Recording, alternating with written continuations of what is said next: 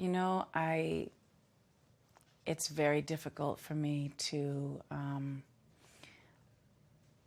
kind of express exactly how I feel about it, because they're so,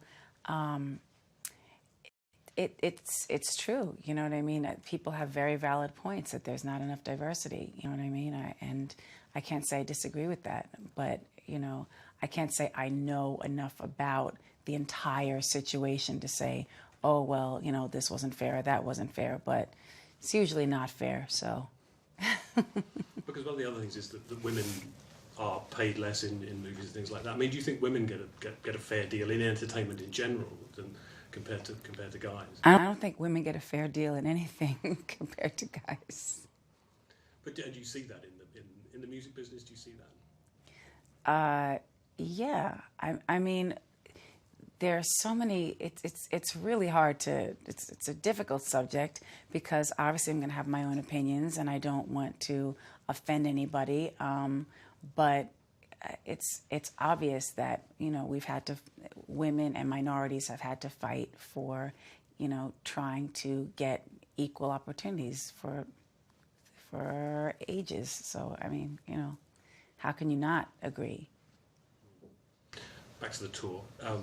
What will the fans see in Mariah Carey that's different from 2003? Where do you think you are now as an artist compared to back then?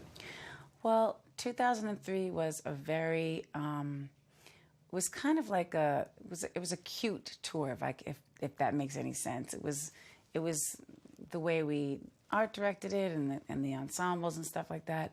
So you know, and it was before I had done The Emancipation of Mimi, which now adds so much to my catalog, and you know, E=MC² and the other albums that followed. So you know, there's a lot more.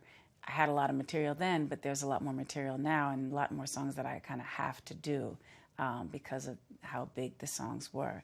But I don't know. I think I'm just a lot more comfortable maybe on stage. I've become a little bit more comfortable within my own skin, if that makes any sense. Does that make it more enjoyable to do?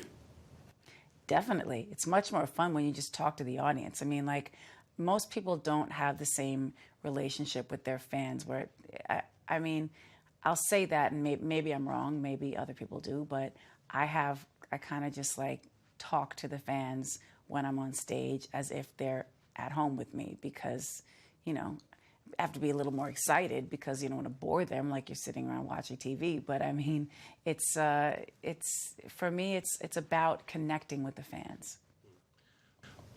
The other American who everyone is talking about in Europe, I'm sure you know, is Donald Trump. Have you been following what's going on with his world? Do you think he'd be a good president for the United States on the world stage?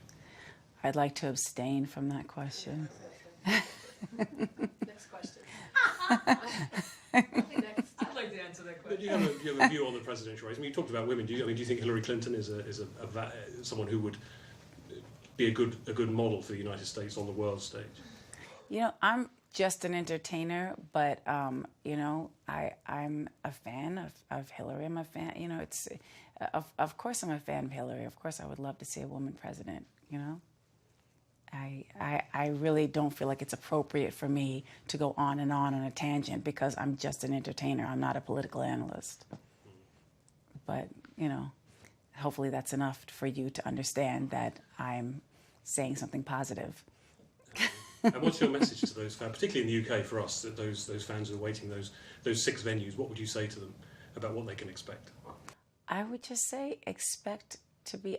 I would hope that they come expecting to really have a connection with me, because that's the most important thing. I mean, music is something that brings people together, and so I'm hoping that they feel that connection through that, and just through being in the room together, you know.